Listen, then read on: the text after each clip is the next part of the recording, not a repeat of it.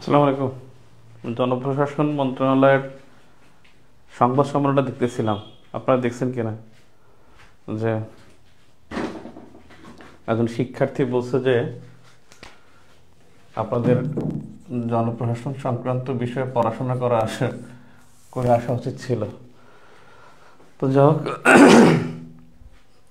এইটা একটা breaking news যে এটা কি সত্য করে না যে ওবায়দুল কাদের তিনি মির্জা ফখরুল ইসলাম আলমগীরের বাসায় ছিলেন 3 মাস? এটা তো ছড়াচ্ছে, মানে এটা সত্য মিথ্যা কে জানে। খুব ভাইবা যে কি কি পরিমাণ আপনারা খুব ভেজালের মধ্যে আছেন আল্লাহ জানে। আজকে আমরা মিটিং করলাম, আপনাদের মক ভাইবা শুক্রবার 3টায় নেব ইনশাল্লাহ। শুক্রবার 3টায় আপনাদেরকে আমরা জানাবো, যারা ইন্টারেস্টেড তাদের কালকে নোটিশ দেবো। ইনফরমেশনগুলো আপনারা খুব দ্রুত দিবেন, বৃহস্পতিবার সকালের মধ্যে ইনফরমেশন দিবেন, তাহলে আমরা শুক্রবার ডিটেল আপনাদেরকে জানাতে পারবো। তো বেসিক্যালি মক ভাইভায় খুবই মানে এখনকার যে মানসিকতা, সেই মানসিকতারই পার্সোনাল থাকবেন 3-4 জন। আর যেহেতু স্পেশাল সাবজেক্টের জন্য আমি একাধিক সাবজেক্টের রাখতেছি, যাতে ওখানে আপনাদের সম্পর্কে বেসিক প্রশ্ন করতে পারবে তারা।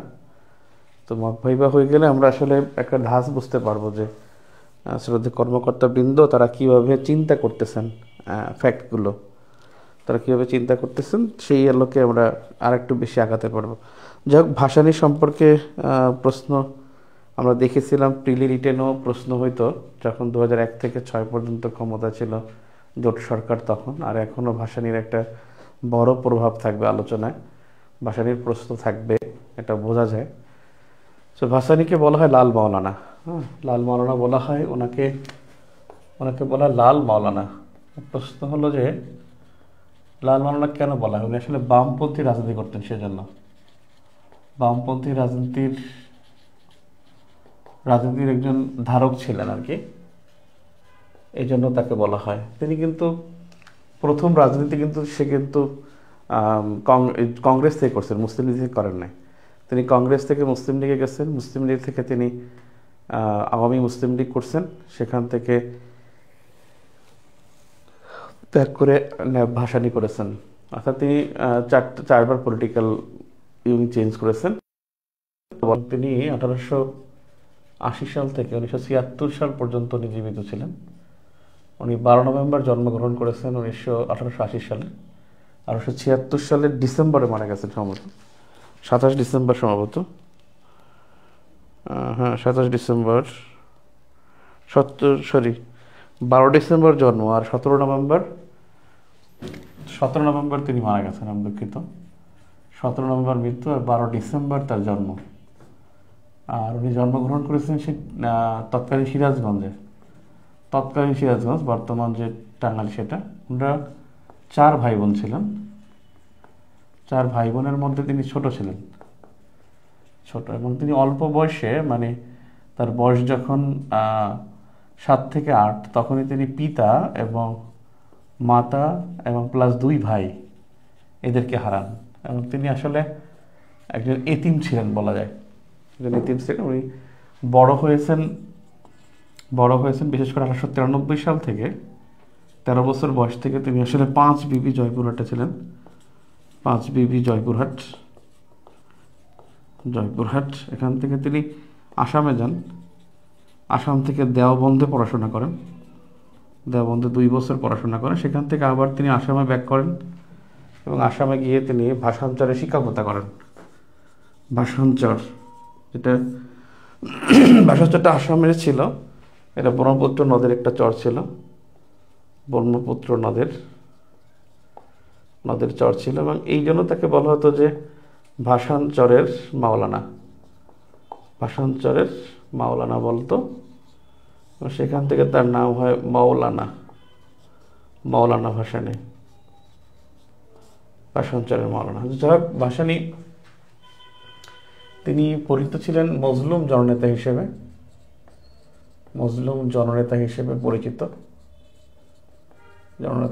পরিচিত ছিলেন। আর এই ভাসানী রাজনীতিতে প্রবেশ করছেন, রাজনীতিতে প্রবেশ 1917 সালে কংগ্রেসের মাধ্যমে, এবং তিনি তার রাজনৈতিক উদ্বুদ্ধ হন, যে রাজনীতি করার জন্য উদ্বুদ্ধ হওয়া, সেটা ছিল চিত্তরঞ্জন দাস। চিত্তরঞ্জন দাসের তিনি একটা মিটিং দেখেছিলেন ময়মনসিংহে, এবং এই ময়মনসিংহ থেকে তিনি কংগ্রেসের রাজনীতিতে যুক্ত হন। ভাসানী তিনি ভুকা মিছিল করেছিলেন, তার একটা বিখ্যাত ভুকা মিছিল, ভুকা মিছিল, এটা তার বিখ্যাত একটা মিছিল।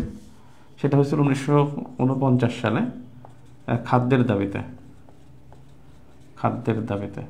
এবং তিনি আগে ভোট পরে, আগে ভাত পরে ভোট, আগে ভাত পরে ভোট, এবং এইটা তার বিখ্যাত একটা স্লোগান ছিল। আর একটা ছিল যে ভোটে মুক্তি মিলবে না, ভোটে মুক্তি মিলবে না। তার এই বিখ্যাত এই উক্তিটা ছিল 1970 নির্বাচনের সময়, 70 নির্বাচনের সময়, যে আগে ভোট পরে ভোট। তিনি বেসিক্যালি প্রথম আন্দোলন তার হলো কৃষক আন্দোলন। প্রথম আন্দোলন ছিল কৃষক আন্দোলন। এই কৃষক আন্দোলনটা তিনি করছেন, মানে না, প্রথম আন্দোলন বলা যায় না, তার মানে তার হলো সার্বিক অংশগ্রহণ, অর্থাৎ অংশগ্রহণের আন্দোলন, মানে নেতৃত্বের আন্দোলন। সেটা ছিল কৃষক আন্দোলন, যেটা 1930s দিকে হয়েছে ভারতে, আসামে। আর তার আরেকটা আন্দোলন ছিল, সে প্রথম যে আন্দোলন, প্রথম আন্দোলন ছিল অসহযোগ আন্দোলন। অসহযোগ আন্দোলনে অংশ নেন তিনি। মুসলমান, কিন্তু তিনি একটু বামপন্থী চেতনা এবং ধর্মনিরপেক্ষ চেতনার ছিলেন। তিনি ধর্মনিরপেক্ষ চেতনার ছিলেন, এটা বোঝা যায় যে তিনি কিন্তু 1956 সালে পাকিস্তান ইসলামী প্রজাতন্ত্রের বিরোধিতা করেন। পাকিস্তান ইসলামী প্রজাতন্ত্রের বিরোধিতা করেন। এটি বোঝা যায় তিনি আসলে একটু বামপন্থী বা ধর্মনিরপেক্ষ চেতনার ছিলেন। আর তিনি কিন্তু মুসলিম লীগে যোগদান করেন নাই। তার রাজনৈতিক যদি ইতিহাস আমরা দেখি, রাজনৈতিক ইতিহাস, তিনি কংগ্রেস থেকে মুসলিম লীগ, কংগ্রেস থেকে মুসলিম লীগ, মুসলিম লীগ থেকে তিনি আওয়ামী মুসলিম লীগ, আওয়ামী মুসলিম থেকে ন্যাপ প্রতিষ্ঠা করেন। এই চারবার তার দলীয় পরিবর্তন দেখা যায়। কংগ্রেসে যোগ দেন 1917-এ, মুসলিম লীগে যোগ দেন 1937-এ, আওয়ামী মুসলিম লীগে যোগ দেন 1949-এ, ন্যাপ প্রতিষ্ঠা করেন 1957-এ। এগুলো তার পলিটিক্যাল যে অবস্থান এটা। আর 1971 সালে যার তার ভূমিকা ছিল, সেটা ছিল তিনি সর্বদলীয় উপদেষ্টা পরিষদের সভাপতি ছিলেন। এটা তার হলো 1971 সালের সর্বদলীয় উপদেষ্টা পরিষদের তিনি সভাপতি ছিলেন।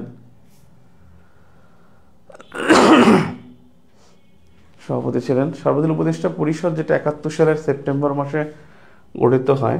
এখানে মণি সিংহ ছিলেন, এখানে মোজাফফর ছিলেন, মোজাফফর, ন্যাপ, ভাসানী। ন্যাপ কিন্তু দুইটা, এই ন্যাপ ভেঙে গেছে 1967-এ।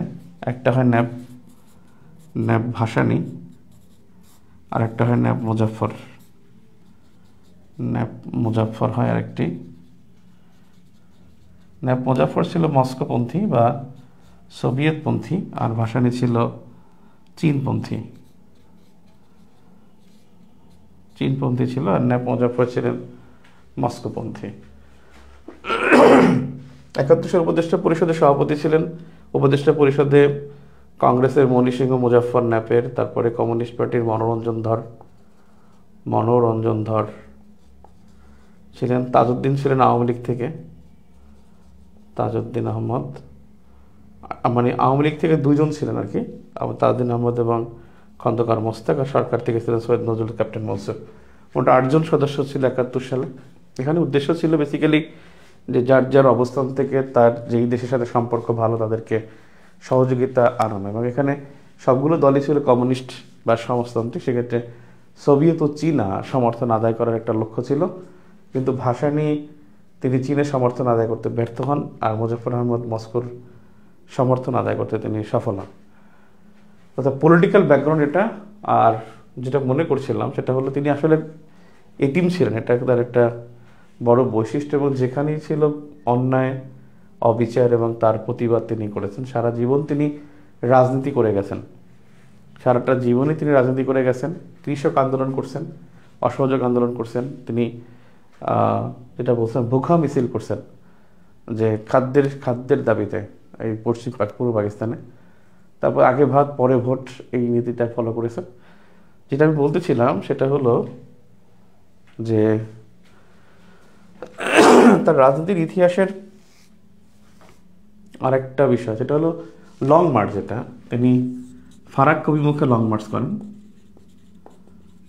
ফারাক্কা অভিমুখে লং মার্চ করেন। ফারাক্কা লং মার্চ করেন তিনি 16 মে 1976 সালে।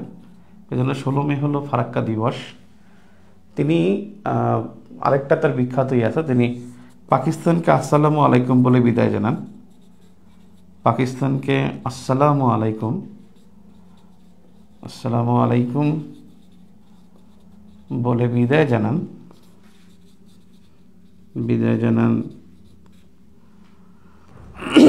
কাকবারি সম্মেলনে 1957 সালে। কাকবারি সম্মেলনে 1957 সালে। তার পয়েন্ট, আমি মূল পয়েন্টগুলো বলছি, আর কিছু আলোচনা আছে তার ব্যাপারে, কিছু আলোচনা। আমি কালকে একটা পোস্ট দিয়েছিলাম, আপনারা দেখছেন, মজলুম জননেতা খ্যাত লোকটি। আসলে রাজনৈতিক নেতৃবৃন্দের আলোচনা থাকবে, এটা স্বাভাবিক। পোস্টে আমার উদ্দেশ্য ছিল যে মানে মুক্তিযুদ্ধের পক্ষে কতজন অংশীদারি, মানে পক্ষের বিপক্ষে যদি আলোচনা আসে তাহলে পক্ষে কত শতাংশ পক্ষে ছিল বা বিপক্ষে ছিল, সেই আলোচনার প্রশ্নে আমার ওই প্রশ্নটা। কিন্তু আমি আসলে মজলুম জনতা ভাসানীকে ছোট করার জন্য পোস্ট দিইনি। বেসিক্যালি পোস্টার গুরুত্ব ছিল যে মুক্তিযুদ্ধ আসলে কতজন চেয়েছিল, ওই সময় স্বাধীনতা কত % চেয়েছিল ঠিক ওই সময়টায়। তো আবার ওই সময়টা জরুরি ছিল কিনা, যেহেতু মুক্তিযুদ্ধে সফল হয়েছে তাহলে বুঝতে হবে যে আসলে ওই সময় যুদ্ধটা সত্যি অপরিহার্য ছিল, ওই সময় অপরিহার্য ছিল। এবং যুদ্ধের পরবর্তীতে আপনি দুর্বৃত্তায়ন দেখা দিচ্ছে, তখন বলতে পারেন যে না, আসলে ওই সময় হয় নাই। দুই পক্ষেই বলা যায়, যেহেতু 16 ডিসেম্বর অর্জিত হয়েছে তাই যুদ্ধ অপরিহার্য, আর যেহেতু 74-এ দুর্বৃত্তায়ন হয়েছে, সেক্ষেত্রে এটা বলা যায় যে আসলে ওই সময় স্বাধীনতাটা দরকার হয়তো ছিল না। তো বেসিক্যালি মানে যেটা হয়েছিল যে বাংলাদেশের রাজনৈতিক নেতৃবৃন্দের যে প্রথম ব্যর্থতা যদি বলতে হয়, সেটা হলো যে 47 সালেই পাকিস্তানের সাথে যুক্ত হয়। এটাই আমাদের রাজনৈতিক চরম ব্যর্থতা। আমাদের রাজনৈতিক নেতৃবৃন্দ যদি থাকতেন ওই সময়, যদি ফজলুল হক ভাসানী, হোসেন শহীদ সোহরাওয়ার্দী, বা ওই সময় শেখ মুজিবুর রহমান তেমন একটি লাইমলাইটে ছিলেন না, আতাউর রহমান খান, আবুল মনসুর আহমদ, তারপরে আপনার শামসুল হক, এরা যদি ওই সময় শক্ত অবস্থান গ্রহণ করতেন, ব্রিটিশদের সাথে নেগোশিয়েট করতে পারতেন, তাহলে ওই সময় আসলে পাকিস্তানের সাথে যুক্ত হওয়ার কোনো প্রশ্ন হতো না। তো আসলে ওই সময় ধর্মটাকে সবাই বেশি গুরুত্ব দিয়েছে। ধর্মের এমন একটা দুর্বল ব্যবহার বাংলাদেশের ইতিহাসে হচ্ছে, কখন রাষ্ট্রধর্ম ইসলাম, কখন ইসলামী বিসমিল্লাহ চালু, কখনো সর্বশক্তিমান আল্লাহর নামে শুরু, এই সমস্ত চালু করার মাধ্যমে আসলে বাংলাদেশের রাজনীতিতে ধর্মের একটা বড় ব্যবহার ঘটেছে। যাক, ওটার হিসেবটা আলাদা। তো ফজলুল্লাহকে একটা মানুষ যখন আপনার সারা জীবন রাজনীতি করে যাবে, কোনো চাকরি করবে না, কোনো ব্যবসা করবে না, সারা জীবন রাষ্ট্রপতি মামলায় জেল খাটবে, তাদেরকে আসলে দোষারোপ করাটা সাজে না। কারণ দেশটা গড়ার ক্ষেত্রে কিন্তু দেখবেন বাংলাদেশের ইতিহাস কিন্তু 18 কোটি মানুষ লিখবে না। বাংলাদেশের ইতিহাস লিখবে কারা? বাংলাদেশের ইতিহাস লিখবে ফজলুল হক, হোসেন শহীদ সোহরাওয়ার্দী, বঙ্গবন্ধু, ভাসানী, এরকমের কয়েকজন 18 জন মানুষই কিন্তু ইতিহাস লিখবে। যেমন এখন বলতে পারে কয়েকজন ইতিহাস লিখছে, হ্যাঁ সবাই হয়তো যুদ্ধ করেছে, বাট এখানে নেতৃত্বটা দিয়েছে হাসান আবদুল্লাহ, শারজিজ আলম, এরা জীবন বাজি রেখে, আসলে নাহিদ আসিফ, জীবন বাজি রেখে তারা কিন্তু এখানে ঝুঁকিটা নিয়েছে। নূর বলি, আসলে এরকম কয়েকজনই কিন্তু আসলে আন্দোলনটা করে। সবসময় একটা দেশের গঠনের ক্ষেত্রে ভিতটা আসলে পলিটিশিয়ানরাই করে থাকে। পলিটিশিয়ান ছাড়া আসলে একটা দেশের মানে দেশকে গড়ে তোলা সম্ভব না। মানে পলিটিক্যাল বিষয়গুলোকে এখানে জেস্চার, ম্যানার, তারপরে এক্সারসাইজ সব কিছু লাগে, মানে রিসার্চ লাগে, এক্সারসাইজ লাগে, তারপরে অ্যাপ্লিকেশন লাগে, সব কিছু মিলিয়ে আসলে পলিটিক্সটা হয়ে থাকে। রাজনীতিবিদ ছাড়া আসলে দেশ গঠন করা সম্ভব না। আমরা অনেক সাবঅর্ডিনেট অনেকেই থাকবে, হয়তো তিনি একটা সেক্টর নিয়ে কাজ করতে পারবেন, কিন্তু পলিটিশিয়ান ছাড়া আসলে রাষ্ট্রের অর্গানটাকে পুরোপুরি বাস্তবায়ন করা যায় না। তো বেসিক্যালি রাজনীতিবিদ হিসেবে তাদের প্রতি শ্রদ্ধা রাখতেই হবে। একজন একজন বাহিনীর সদস্য যেমন জিয়াউর রহমান বা এরশাদের ক্ষেত্রে পলিটিক্স করাটা যতটা ইজি ছিল, এই ভাসানী, বঙ্গবন্ধু, ফজলুল হক, হোসেন শহীদ সোহরাওয়ার্দীর জন্য কিন্তু রাজনীতির মাঠটা অতটা ইজিয়েস্ট ছিল না। দুইটা একইভাবে হতে পারে না। তো যাই হোক, বেসিকটা আমি এখান থেকে আগাই। আমি কয়েকটা পয়েন্ট এখানে, যে তার লাল মালনা বলা হয়, বুখা মিছিল, ফারাক্কাবাদের লং মার্চ, কাকমারি সম্মেলন। কাকমারি সম্মেলন আওয়ামী লীগ ত্যাগ, এখান থেকে প্রশ্ন হবে কাকমারি সম্মেলন তিনি কেন, যেমন কিছু কিছু প্রশ্ন এখানে আপনার কিন্তু অ্যারাইজ হয়ে গেছে। প্রথম প্রশ্নটা হতে পারে যে তিনি কেন আওয়ামী লীগ ছাড়লেন, কেন আওয়ামী লীগ ছাড়ছেন? আওয়ামী লীগ ছাড়ার পেছনে তার কারণ ছিল দুইটা কারণ। আওয়ামী লীগ ছাড়ার পেছনে তার কারণ ছিল দুইটা। আওয়ামী লীগ ছাড়ার পেছনে তার কারণ ছিল দুইটা কারণ লিখতে পারেন। এক নম্বর কারণ ছিল যে কাকমারি সম্মেলনে তিনি পাকিস্তানের সমালোচনা করছেন, বলছে পাকিস্তান কেন সিয়াটো এবং সেন্টোতে যুক্ত হয়। আপনারা দেখছেন যে 1954 এবং 1954 এবং 55 সালে মানে পাকিস্তান কিন্তু দুইটা চুক্তিতে যুক্ত হয়েছে। যারা আমার পিলির সেনাই যুদ্ধের ক্লাস করেছেন তারা জানেন, অথবা যারা কোল্ড ওয়ার পড়েছেন তারা জানেন যে সিয়াটোতে যুক্ত হয়েছে 1954-এ। আর সেন্টো, যেটা এই সেন্টোর নাম ছিল বাগদাদ প্যাক্ট, যেটা 1955-এ। সেন্টোর নাম হয়েছে 1959 সালে, কিন্তু ওই সময় নাম ছিল বাগদাদ প্যাক্ট। এই বাগদাদ প্যাক্ট এবং সিয়াটো, এই দুইটাতে যুক্ত হয়েছিল পাকিস্তান, এবং এই দুইটার মধ্যেই পাকিস্তান ছিল যে তারা যুক্তরাষ্ট্রের নীতি বাস্তবায়ন করবে, এবং এই দুইটা যুক্তটা থেকে ফেরত চান। ভাসানী বলেন যে কাকমারি সম্মেলনটা, ওই সম্মেলনে প্রধান অতিথি ছিলেন হোসেন শহীদ সোহরাওয়ার্দী, যিনি অল পাকিস্তান আওয়ামী লীগের সভাপতি, এবং he was then the PM of Pakistan. Hossain Shaheed Suhrawardy তিনি পাকিস্তানের প্রধানমন্ত্রী হিসেবে তিনি 57 সালে যুক্ত হন, এবং প্রধানমন্ত্রী ছিলেন এবং প্লাস প্রধান অতিথি ছিলেন কাকমারি সম্মেলনে। এই কাকমারি সম্মেলনে ভাসানী বলেন যে পাকিস্তান সরকারকে এই মুহূর্তে সিয়াটো বা সেন্টো থেকে বের হয়ে আসতে হবে। এটা বলার পরে সোহরাওয়ার্দী তার বিরোধিতা করেন। ফেব্রুয়ারি মাসে কাকমারি সম্মেলন হয়, মার্চ মাসে ভাসানী আওয়ামী লীগ ত্যাগ করেন, এবং জুলাই মাসের 25 তারিখে 25 জুলাই 1957-এ রূপমহল সিনেমা হল, এই গুলবিস্তানের রূপমহল সিনেমা হলে তিনি ন্যাশনাল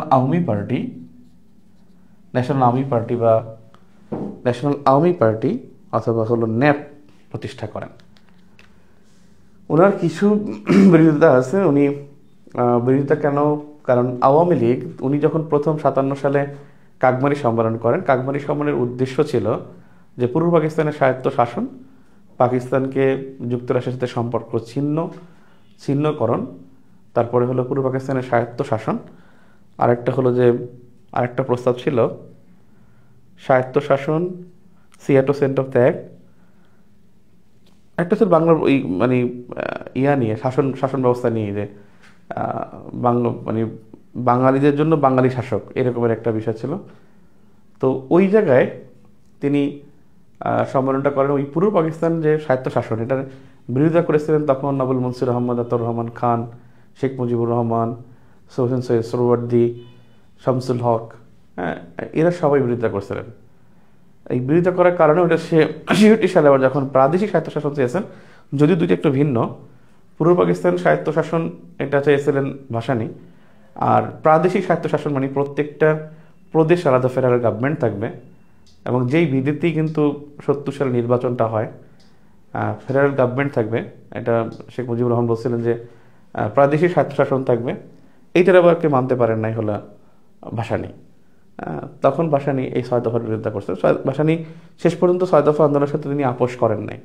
তিনি গণ অভ্যুত্থানে গেছেন, গণ অভ্যুত্থানে আগরতলা মামলার আসামিদের মুক্তি চেয়ে আন্দোলন করেছেন। 6 দফার সাথে তিনি আসলেই করেন নাই আপোষ। এবং 70 নির্বাচনে শেখ মুজিবুর রহমান 6 দফাকে ইশতেহার দিয়ে নির্বাচন করেন। তিনি কিন্তু তখন ভোটে মুক্তি মিলবে না এমন আন্দোলন করেন। তো যাই হোক, আমি 2টা কারণে তিনি আওয়ামী লীগ ছাড়েন। একটা হলো যে হোসেন শহীদ সোহরাওয়ার্দী তার সিয়াটো সেন্টো থেকে যুক্তরাষ্ট্রের নাম, পাকিস্তানের নাম প্রত্যাহার, এটা মানতে পারেন নাই। 2 নম্বর কারণটা ছিল যে আওয়ামী লীগের গঠনতন্ত্রে 66 নং অনুচ্ছেদে একটা কথা লেখা ছিল যে অবস্থায় মন্ত্রিত্ব গ্রহণ করা যাবে না। তো শেখ মুজিবুর রহমান তিনি ভারপ্রাপ্ত সাধারণ সম্পাদক ছিলেন 1954-এ। শেখ মুজিবুর রহমান কন্ডেম দ্যাট যে I am the acting secretary, so I am not the full secretary, so I may be the I can be the minister of Pakistan. এবং তিনি কি করেন, ইস্ট পাকিস্তানে তিনি মন্ত্রিত্ব গ্রহণ করেন শেখ মুজিবুর রহমান। তিনি বলছেন যে গঠনতন্ত্রে যেহেতু আছে মন্ত্রিত্ব।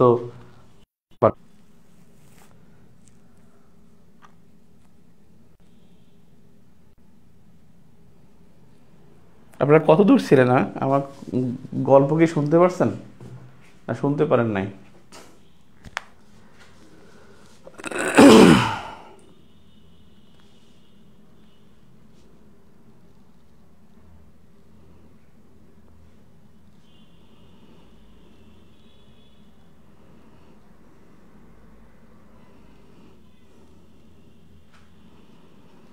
গল্প কি শুনতে পারছেন? প্লিজ, জিনিসটা খারাপ হয় না।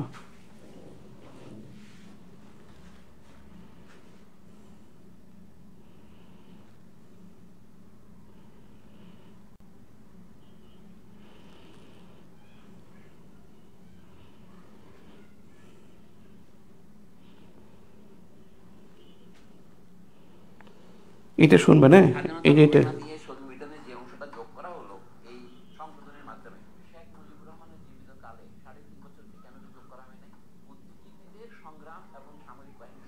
ডেইলি স্টার পত্রিকা আসছে, যেটা লাইভ আছে, ওটা সলিমুল্লাহ খান এবং মাহফুজ জানামের মধ্যে একটা ডিবেট, তাদের দুজনের মধ্যে একটা ডিবেট, ওখানে আলোচনার। তবে তার সাথে দরকার ছিল নুরুল কবিরকে। নুরুল কবির একেবারে সাইলেন্ট হয়ে গেল এই সময়।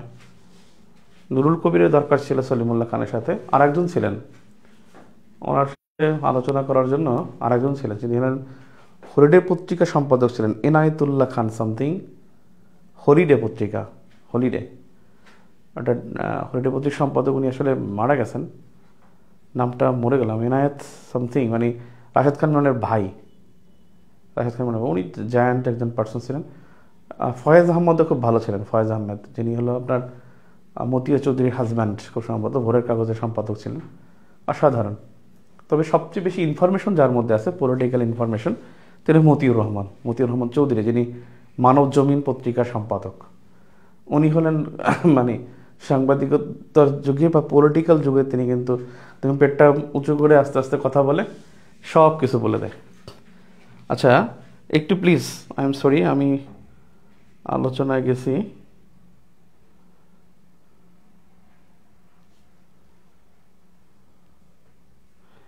দুই নম্বর কারণটা শুনতে পারে না। 2 নম্বর কারণটা ছিল যে আওয়ামী লীগের গঠনতন্ত্রে 66 নং অনুচ্ছেদে ছিল সভাপতি বা সাধারণ সম্পাদক তিনি মন্ত্রিত্ব গ্রহণ করতে পারবেন না, কিন্তু শেখ মুজিবুর রহমান সাধারণ সম্পাদক থাকা অবস্থায় মন্ত্রিত্ব গ্রহণ করেছেন। এইটার তিনি বিরোধিতা করেছেন। শেখ মুজিবুর রহমান সাধারণ সম্পাদক থাকা অবস্থায় কেন মন্ত্রিত্ব গ্রহণ করলেন?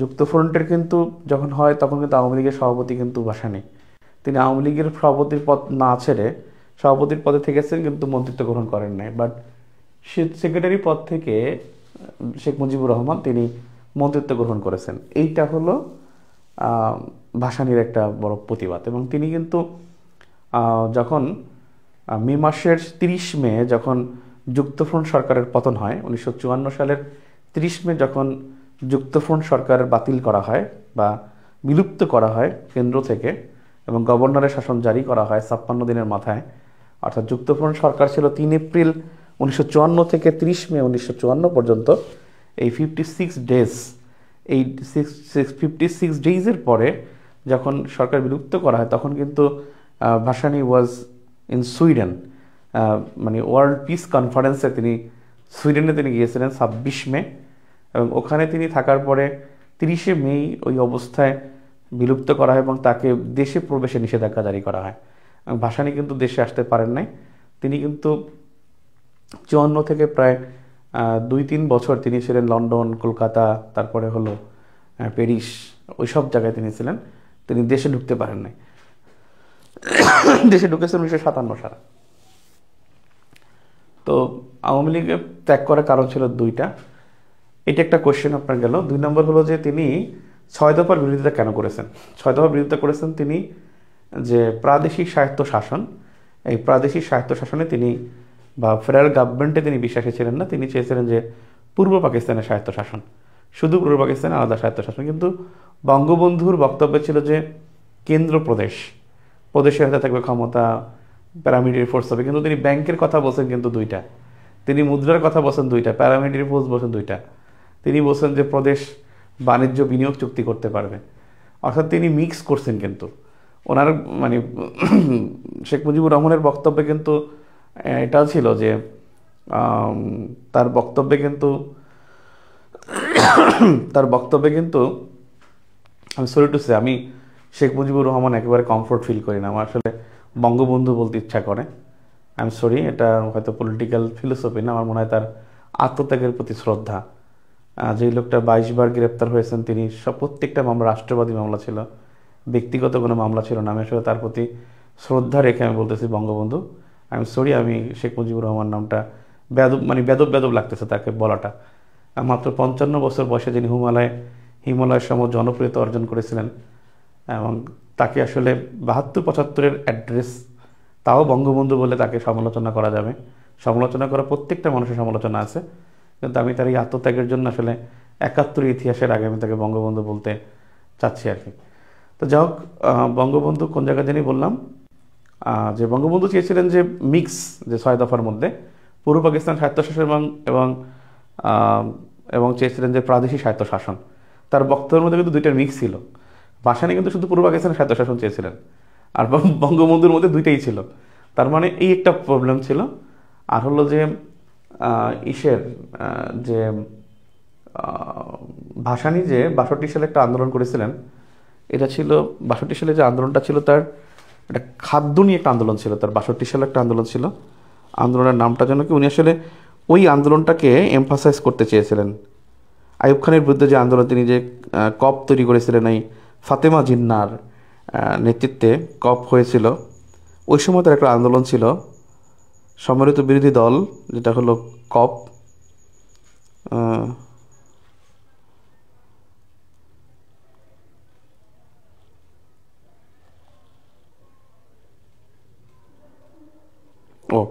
এখানে যে সমস্যাটা ছিল সেটা হলো তিনি 6 দফাকে তিনি মানতে পারেন না, সেটা হলো আইয়ুব খান একটা পররাষ্ট্রনীতি ঘোষণা করেছিল। আইয়ুব খানের পররাষ্ট্রনীতির প্রতি তিনি 65 সালে আইয়ুব খানের পররাষ্ট্রনীতির প্রতি তিনি সমর্থন দিয়েছিলেন। আর এখানে কিন্তু পররাষ্ট্রনীতি কিন্তু ভিন্ন, যে কেন্দ্র ও দেশরক্ষা পররাষ্ট্র করবে কে, কেন্দ্র সরকার, কিন্তু বাণিজ্য বিনিয়োগ চুক্তি করবে কিন্তু প্রদেশ। একটা জিনিস হলো যে সভারেন্টি, এটা হলো যে নিজের সিদ্ধান্ত নিজে নিতে পারার ক্ষমতাকে সভারেন্টি বলে। নিজের সিদ্ধান্ত নিজে নিতে পারার ক্ষমতা, নিজের সিদ্ধান্ত নিজে বাস্তবায়ন করার ক্ষমতা, এটা কি বলে সভারেন্টি বা সার্বভৌমত্ব। সার্বভৌম রাষ্ট্র ছাড়া বা সার্বভৌমত্ব না থাকলে কেউ চুক্তি করতে পারে না। তার মানে যদি আপনি যে ট্রিটি সাইন করার, আপনি যখন পাবেন, রিকগনিশন পাবেন বা ট্রিটি সাইন করার ক্ষমতা পাবেন, পাওয়ার পাবেন, তখন মানে আপনি কিন্তু সভারেন্টি পেয়ে গেলেন। তাহলে এটা কিন্তু তার সভারেন্টির একটা বিষয়, যে এই সার্বভৌমত্বই তিনি দাবি করে ফেলছেন। তো ভাসানী আইয়ুব খানের ওই নীতির প্রতি শ্রদ্ধাশীল ছিল। অপরদিকে পররাষ্ট্রনীতির সমালোচনা মানে সমর্থক ছিল, কিন্তু আইয়ুব খানের বিরুদ্ধে সম্মিলিত বিরোধী জোট করেছিল কপ, কম্বাইন্ড অপোজিশন পার্টি, সম্মিলিত বিরোধী দল বা বিরোধী জোট, সেটা করছিল। কিন্তু ফাতেমা জিন্না প্রতিষ্ঠাতা ছিল, তিনি কিন্তু অন্যতম এখানে সদস্য ছিলেন। ভাসানী এখানে অন্যতম সদস্য ছিলেন। তো আপনি 6 দফার বিরোধিতা করলে বলবেন যে এখানে কিছুটা সাংঘর্ষিক ছিল, কাকমানি সম্মেলনের সাথে সাংঘর্ষিক ছিল। কাকমানি সম্মেলনে ছিল যে মজলুম জননেতা আব্দুল হামিদ খান ভাসানীর প্রস্তাব ছিল যে তার প্রস্তাব ছিল যে পূর্ব পাকিস্তানের স্বায়ত্তশাসন, আর সেখানে বঙ্গবন্ধুর প্রস্তাব ছিল যে প্রাদেশিক স্বায়ত্তশাসন বা ফেডারেল গভর্নমেন্ট বা যুক্তরাষ্ট্রীয় সরকার। এখানে প্রত্যেকটি প্রদেশ তিনি 5টি প্রদেশে বিভক্ত করার কথা বলছেন এবং এই প্রদেশগুলো কীভাবে চলবে সেটার কথা বলছেন। অপরদিকে তিনি একই সাথে তিনি প্রদেশের সার্বভৌমত্বের ক্ষমতা চেয়েছেন, যে চুক্তি 5ম দফায় যে বাণিজ্য বিনিয়োগ চুক্তি করার ক্ষমতা এটি প্রাদেশিক সরকার গ্রহণ করবে, যেটা সভারেন্টি প্রতি একটা হুমকি এবং আলাদা সভারেন্টি চাওয়া হয়।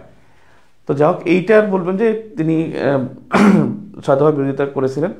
আর একটা বিষয় যে তিনি কাকবারি সম্মেলন কেন করছিলেন কিন্তু বলছিলাম যে সিয়াটো সেন্টার থেকে পৃথক করা, তারপরে ছিল হলো যে সিয়াটো সেন্টার থেকে যুক্তরাষ্ট্র থেকে পাকিস্তান এই সম্পর্ক ছিন্ন করবে, আর পূর্ব পাকিস্তানের স্বায়ত্তশাসন।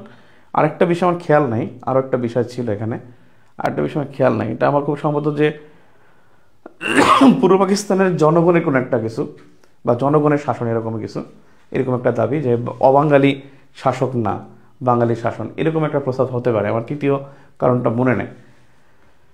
তো এই 2টা কারণ 3টা কারণ। একটা হলো যে আপনি যদি এখন চিন্তা করেন যে তিনি 70 নির্বাচনে কেন অংশগ্রহণ করেন নাই, এটা একটা কারণ জিজ্ঞেস করতে পারে যে তিনি কেন 70 নির্বাচনে অংশগ্রহণ করেন নাই। তিনি কেন তো বলছেন যে আগে ভাত পরে ভোট, তিনি কেন বললেন 70 নির্বাচনে? বিকজ বেসিক্যালি তিনি বলছেন যে 70 নির্বাচনের সময় একটা ঘূর্ণিঝড় হয়েছিল, নাম্বার 1। নাম্বার 2 হলো তিনি এর আগেই কিন্তু ভুকা মিছিল করছেন 49 সালে। তিনি কিন্তু খাদ্যের দাবিতে আন্দোলন করে গেছেন, যে ভাতের অধিকার চেয়েছেন। তো 70 সালে আসলে ব্যয়বহুল ভোট না করে সেখানে জনগণের জন্য তিনি মনে করছেন ভাত আগে দরকার, ভোট পরে। তিনি ক্ষমতা রাজনীতিতে বিশ্বাসী ছিলেন না, এটা হয়তো বা তার কারণ ছিল। এবং ক্ষমতা রাজনীতিতে তিনি অংশগ্রহণ ক্ষমতা রাজনীতি তিনি করতে চান নাই, যে ভোট হলেই তো একটা ক্ষমতার একটা পালা বদল হবে। তিনি এটাই বিশ্বাসী ছিলেন না, তিনি আসলে ভাতের অধিকার চেয়েছিলেন। এরকম উত্তর করলে খুব সুন্দর হবে। আর একটা প্রশ্ন সেটা হলো যে কথিত আছে যে ভাসানী 71 সালের 9 মার্চ বঙ্গবন্ধুর সাথে একাত্মতা ঘোষণা করেছেন। অসহযোগ আন্দোলন বঙ্গবন্ধু যেটা ঘোষণা করেছে 2 মার্চ, তিনি ঘোষণা করেছেন 9 মার্চ। তো তারপরেও তিনি কি করছেন যে ডিসেম্বরে তার একটা অভিযোগ আছে যে তিনি দেশে ছিলেন না, তিনি তখন লন্ডন পালিয়ে গিয়েছিলেন, আসামে পালিয়ে গিয়েছিলেন 4 ডিসেম্বরের পরে। তখন বলবেন যে আসলে তার একটা আশঙ্কা ছিল যে এটি কি ভারতের একটা হবে, কেন্দ্রীভূত একটা অঙ্গরাজ্যে পরিণত হতে পারে।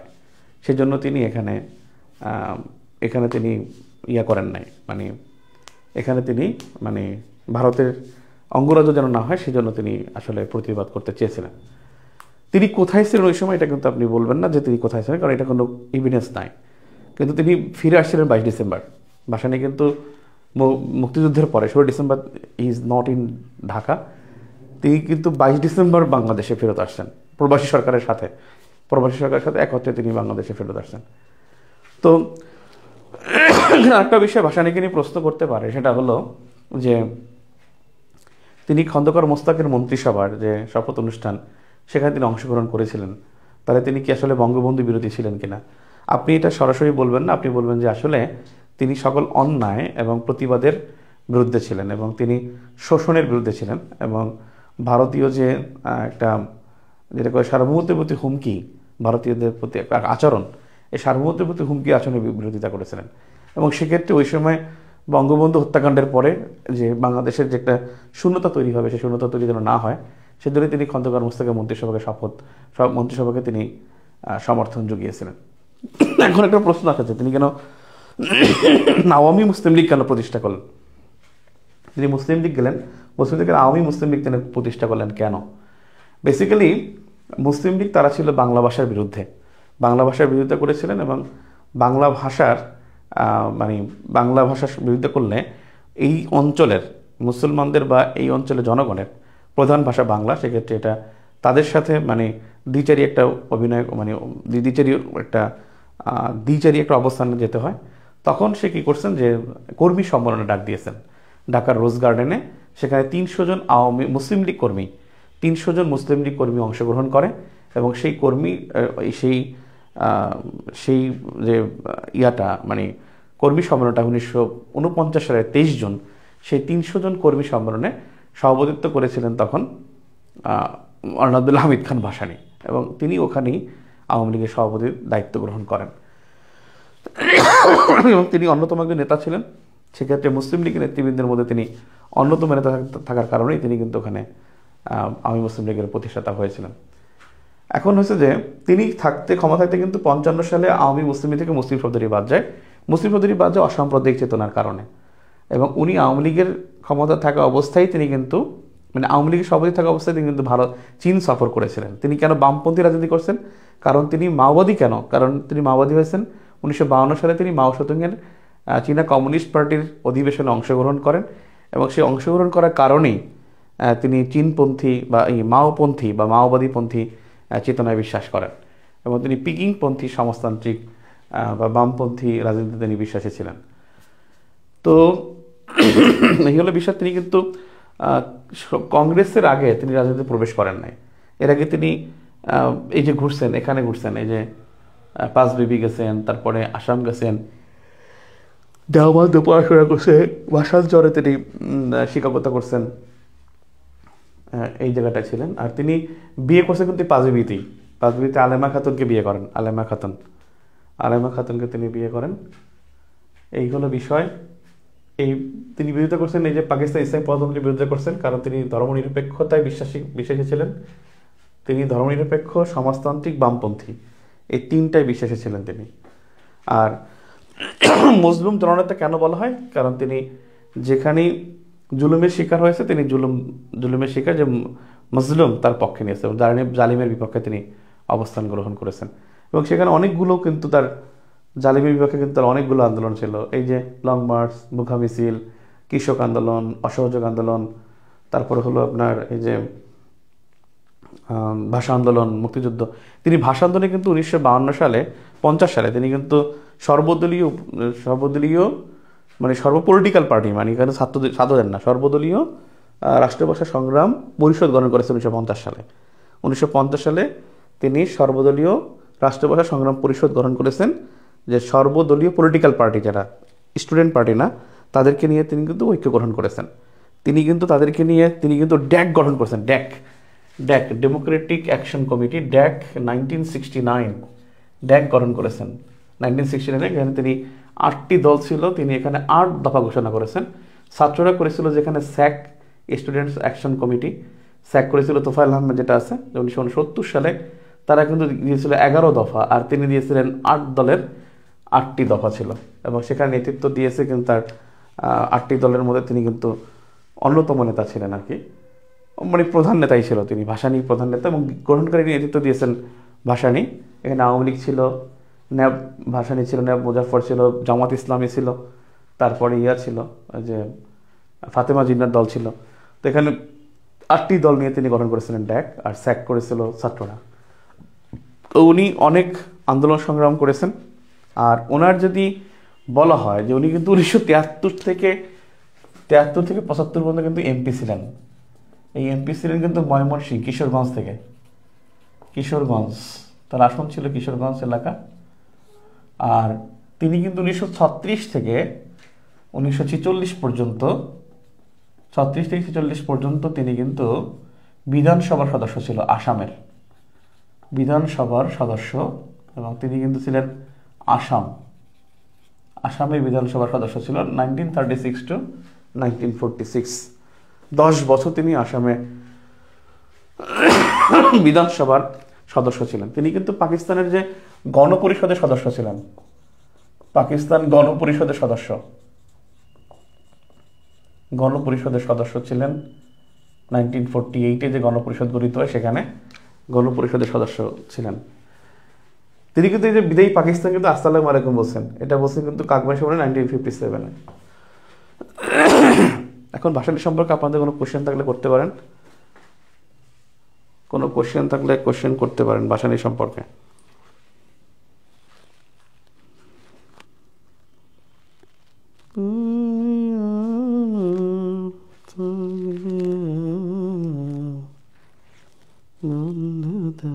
তুমি কথা আরে এই ভাষান স্যার নোয়াখালী না, আল্লাহ রে, এটা আসামের ভাষান স্যার। খাইস তো ভাই। আমি তোমার থাকবো তো সখী দুর্বলতা। Any question?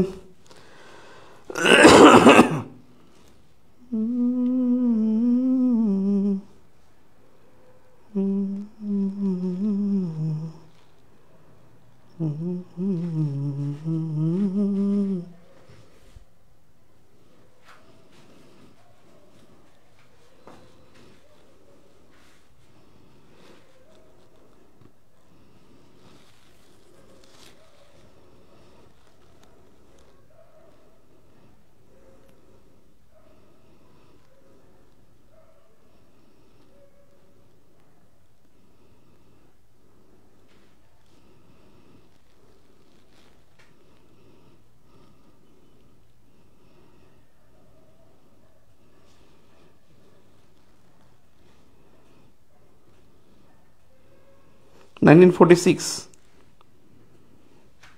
1936 to 1946।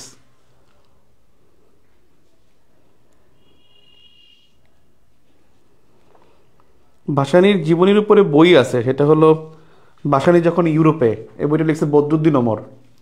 ভাসানী যখন ইউরোপে, এটা হলো বদরুদ্দিন ওমর। আর ভাসানী চরিত, এটা লেখা আবুল মকসুদ আহমদের। ভাসানী চরিত, এটা হলো আবুল মকসুদের। আর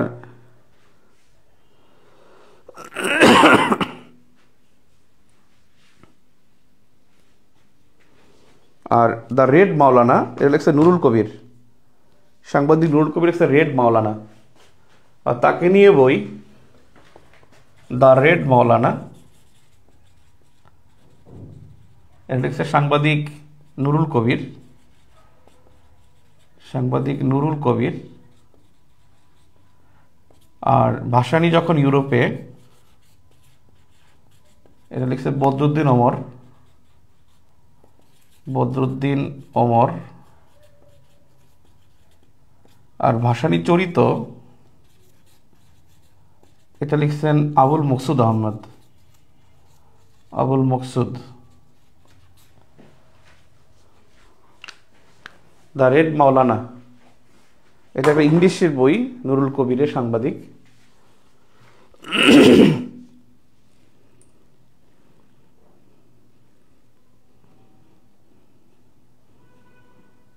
ভাসানী গ্রেপ্তার হয়েছেন, কিন্তু ভাসানী কিন্তু 1952 সালে গ্রেপ্তার হয়েছেন, 1936 সালে গ্রেপ্তার হয়েছেন কিন্তু।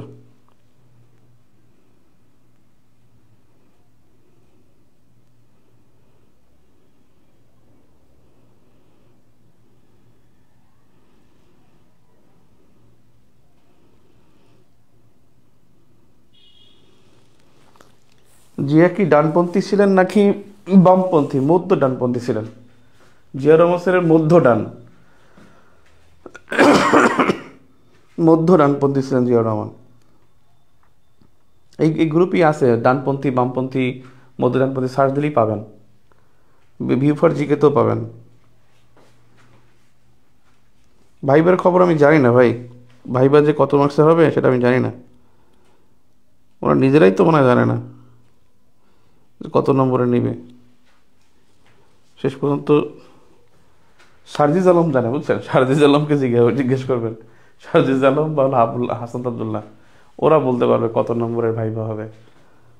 আমার জানা নেই।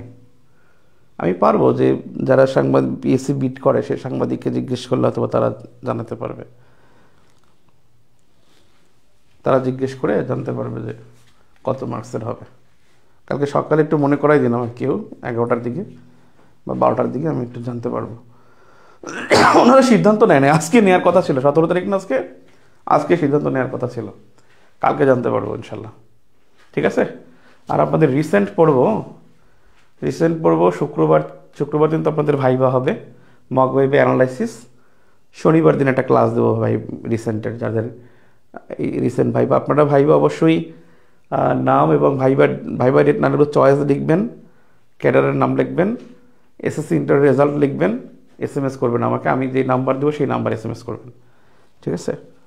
তো এখনই না, আমি যে নাম্বারে ফোন মেসেজ দেবো ওই নাম্বারই আপনারা কল দিবেন, আপনাদের আমি কালকে নোটিশ দেবো, ঠিক আছে? ওকে, থ্যাংক ইউ।